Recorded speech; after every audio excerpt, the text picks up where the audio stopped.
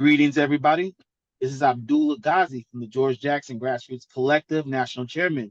Today, we'll be speaking on Othal Wallace, our strategic release initiative. Today, we have a guest, also part of the George Jackson Grassroots Collective Ministry of Culture and Sustainable Agriculture. Offset, would you like to tell us a little bit about this case and what's going on and what's the update so far? Okay. So on June 23rd, 2021, right after celebrating or doing a 2A march in Tulsa, celebrating the 100, I don't want to say celebrating, but we were, don't know the right word, but we went to Tulsa for the 100-year centennial of the Tulsa massacre, the Black Wall Street massacre. And that was in May, actually 3 years ago today. We went, and then just about a month later, one of our comrades, Othal Wallace, Ozone, got caught up in a situation, approached this brother in the middle of the night with no cause, no reason. Still to this day, 3 years later, no one still have answered the question of why was this officer in the dark, in the back on the private property, approaching a brother and blocking his view from leaving on a numerous times. And the officer started calling for backup. Our brother still not knowing why he was even being stopped or detained. And they got into an altered, not just it was a short few second altercation where the cop was drawing for a weapon on his belt, and our brother Othal Wallace had to defend himself.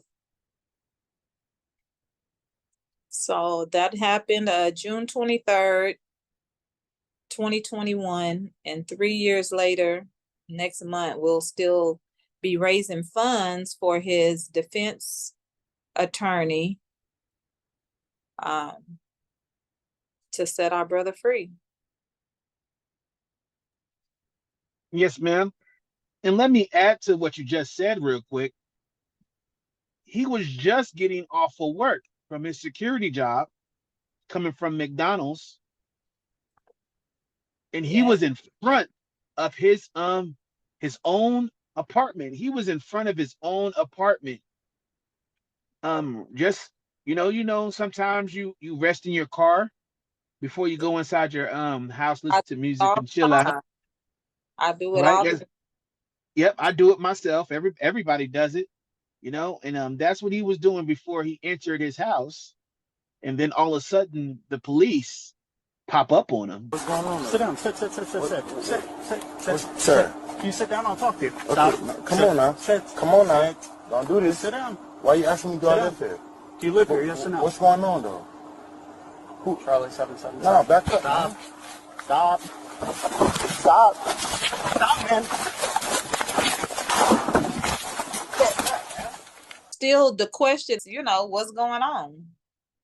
Which that's what Othal Wallace asked him. At least 3 times. What's going on? What's happening? Why are you asking me?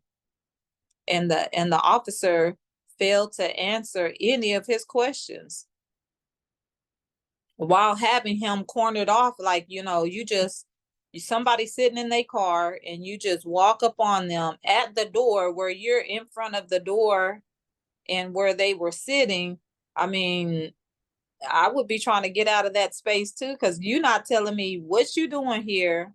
It's only one light. Nobody can see. If anything happens, nobody will be able to tell what happened.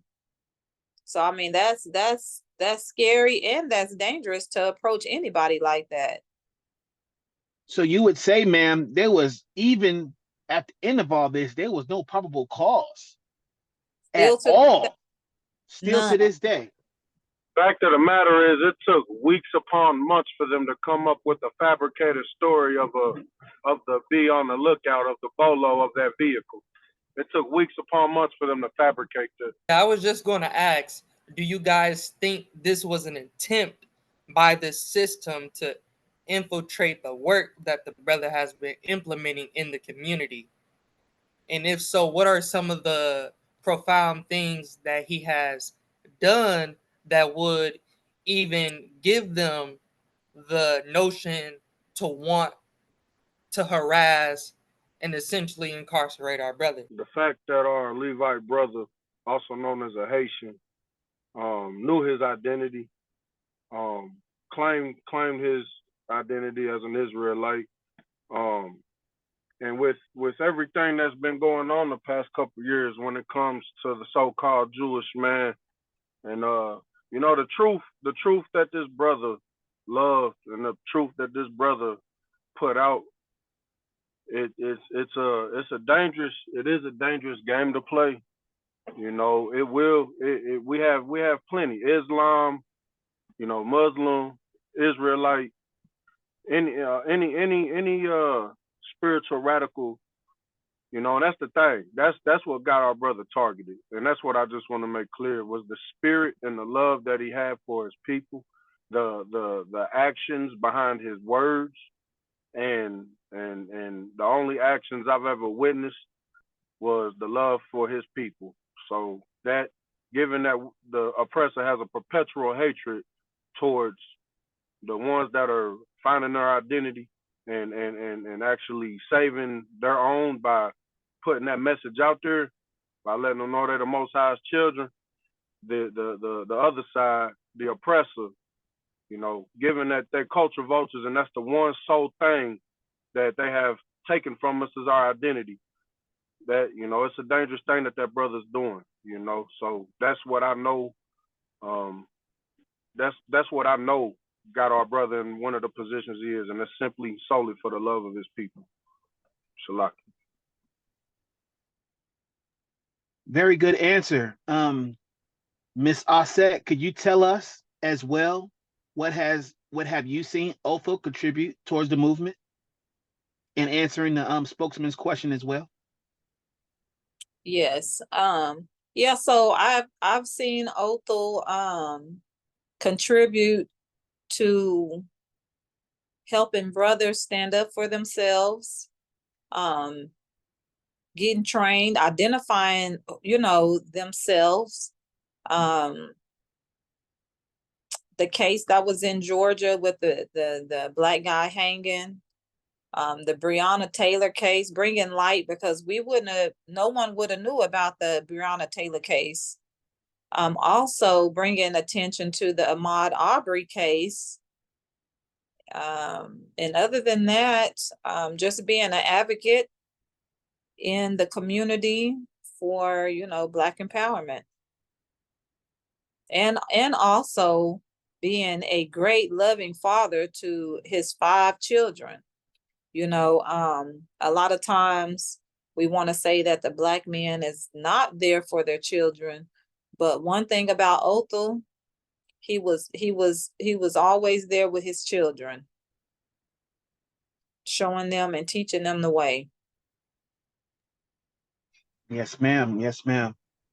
Spokesperson, do you have any ending statement before we go into what can people do for ozone? Yeah, it seems like our brother has definitely caught the attention and the eyes of, the enemy, of course, being boots on the ground and especially bringing light to Ahmaud Arbery, Breonna Taylor, bringing light to the brother that was lynched down south as well. It looks like our brother has been doing a really good job at keeping firm with the mission for the people. It seems like our brother has been harassed. Not seems, our brother has been harassed, and essentially he has become a central target. And now with due to his incarceration and everything like that. It's very unfortunate now that he has to be away from his family, his 5 children, and now he can't even contribute to, essentially his own personal village. And so I was going to ask a question as well, leading into your question as well. But how do we support the brother with his case? What does the case look like? And then how do we support the family while he's absent? So, for your first question, we can support Othal by going to his legal defense fund, which is othal.org, OTHAL.org. You can go to the website and you can donate, and you can see all of the donations. You can see everything. You can see everything that has been donated to the attorneys. Let's see. So the first case, they were trying to give him the death penalty. So it went to court, and the death penalty was not an option. So they end up giving him 30 years for having a firearm. So they tried to say he had having the firearm illegal. So they gave him 30 years, which is, a bunch of BS. Man, it sometimes it's hard to speak on it because If I may, I said, just to add on with you, the manslaughter does not carry that type of time. And one big reason I know his appeal is going to go through, that judge charged him in the mannerisms as if Senate Bill 1092 was already in effect. That extra 15 years that was given was handed down due to it being a law enforcement officer. Mhm. So especially with us, seeing that Senate Bill 1092 did not make it through, it got killed in appropriations, yeah, that's just one prime good example on how they are going to have to knock time off of his situation. Shalakia, sister, I just needed that to be included in there because yeah. So basically right now we are raising money for the appeal. We actually still have the remaining balance from the first hearing. So we have to finish paying that off before we can even start on, the appeal phase. But we do have the attorneys already secured. They're ready to go to war with this. But like any human, they got to get paid. But we already seen what the attorneys can do for our brother. They believe in this. They in the fight, because who would even take this kind of case and not even be paid up front first? So we just have to respect that and know that that's kind of like our little leeway to, like, it's going good, and everybody just really needs to just jump on this bandwagon. And go back to your other question when you were talking about was he ambushed? I think that's what you asked. I asked, how could we support the family while he's absent? He does have a power attorney. I would have to get that information. So they do have a power attorney where they collect money, during certain holidays and stuff like that, or when back to school and stuff. So there is a little setup where they do get money, for the kids and stuff. I'm not in control of that. I'm more on trying to get the money for the legal fees and stuff, but I can get that information. Because And oftentimes, also real quick, also the question that you was looking for that he asked first is, was it foul play? And from the police in the system. That's the question. Oh, What do you think? um, I do believe just because how everything is lining up, I mean, and just due to the history of, other political leaders, how they get ambushed, so I do believe, so, but I also believe that Othal was chosen, for this battle to come in our hands and for us to have to deal with it, because we've been fighting for this for so long, and then for something like this to actually had happened, it's kind of like it gives us a little push to get out here and really get the ball rolling, because we have to start supporting anyone who defends themselves. We cannot just leave. I mean, so many times we wait for the hashtag rest in peace, but this time there's no rest in peace on our side. So if we could support the so many rest in peace, then why not support someone who actually survived one of these encounters? So I do believe he was chosen. I don't think anybody else could have been in that situation and protected his life more better than O. And to be Yes, able ma'am. to tell his story, to get on uh you know at the court and testify and say what he had to say, and let the whole world hear that, hey, I have the right to preserve my life just like anybody else do, no matter if you're an officer or not. It don't matter if you Biden, Trump, or whoever. I have the right to preserve my life. And I just feel like he was chosen for it. And we have to have his back.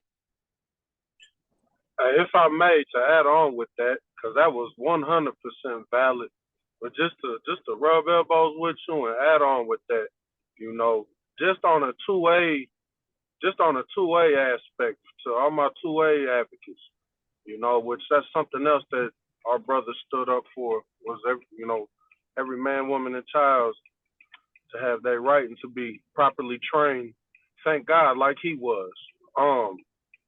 So I'm not gonna say anything much else besides, even if you know we there was oppressors, there was different people that didn't think he was gonna make it, didn't want him to make it, or just didn't have any faith. But at the end of the day,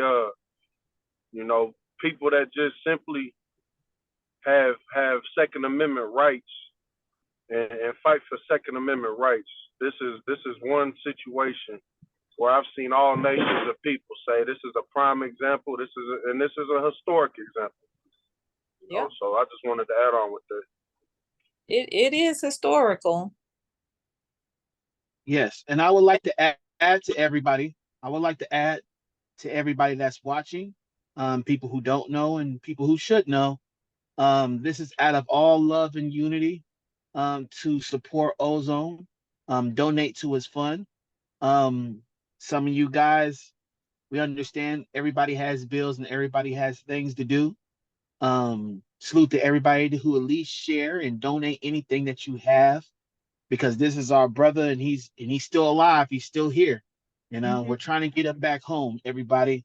This is part of the movement, everybody. Some of our political prisoners, some of our people get locked up, and we have to create some type of infrastructure to bring our guys back home in the future, and legal fees and things to that nature. When things happen, these type of things are bound to happen within the movement, and us fighting for liberation and our freedom and our rights. So we should always stand behind comrades, our comrades who was in the fight and that fought for us. So salute to everybody, salute to all the organizations. Salute to all the gun clubs. And I say please to all chairmen, all generals, and all warriors in the fight. Please donate to this cause, and please let's all stand behind Othal Wallace in solidarity and try to bring this man back home to his family. Because guess what, everybody, this can be you. We all have to put ourselves in this situation. And I know definitely if it was me, I wouldn't want everybody to turn their backs on me, especially if we was out there on the front line together, you know. And we just gotta, you know, walk instead of doing a bunch of talking. Before I close, I do want to say, Gazi, taking your platform, and everybody that has a platform, to take your platform, especially if it has to do with freeing, multiple political prisoners and shedding light on them. We have a comrade that actually has a chance of coming home. So for people to act like, why is this so important? It's because to someone and to most everybody I know that's ever been boots on the ground, this is priority. Supporting our brother by any means necessary is definitely a priority that we can help pitch in the best way we can, because as the sister said, it's one thing when we put in a hashtag rest in peace, but what do we do when a brother can successfully defend themselves, but now they're trying to defend themselves from a system? So it's very important for us to strategically help them in dire times like this, and also supporting the family as well, because oftentimes when revolutionaries take a blow, standing in the line of defense for themselves and for our people, oftentimes families don't get the support that they need. For example, when Malcolm X passed away, nobody supported Betty Shabazz and the daughters. So it's important that we not only support our brother, but we have to support the family who's also in this fight as well, wanting the strategic release of their father. So it's very important that we all get all hands on deck for this matter by any means necessary, to see that our brother can get his justice due, because he exercised and implemented the right to bear arms, to defend himself, to preserve his life, because it's the best thing you got at the end of the day. Once again, everybody, this is brought to you by the George Jackson Grassroots Collective. Let's build to win. And this is a strategic release initiatives. Free all our political prisoners, everybody. And let's free the land by any means necessary. Free the land. Free the land by any means necessary. By any means necessary.